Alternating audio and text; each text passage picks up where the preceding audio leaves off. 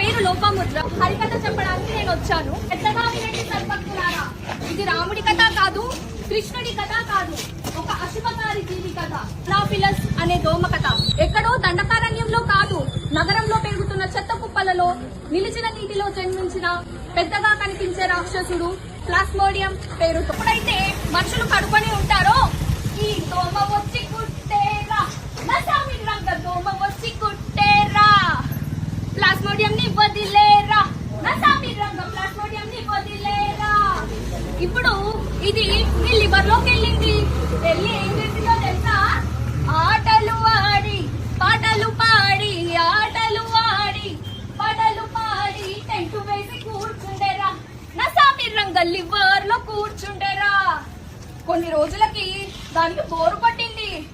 Bore కొట్టి bore కొట్టి bore కొట్టి బోరు కొట్టి బ్లడ్ లోకి ప్రవేశించారా, నసామి రంగ బ్లడ్ లోకి ప్రవేశించారా. ఆర్బీసీ పై దండయాత్ర చేసి, ఆర్బీసీ పై దండయాత్ర చేసి అల్లకల్లోలం చేసేరా.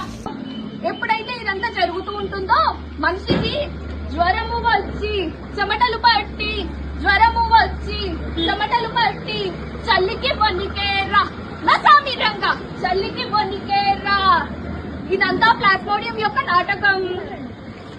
అనుకోకుండా ఇంకొక దోమ వచ్చి మనిషిని కుడుతుంది. ఆ పీల్చిన రక్తంతో పాటు ఈ మలేరియా కూడా వెళ్ళిపోతుంది. ఆ తర్వాత ఆ ఇంకొక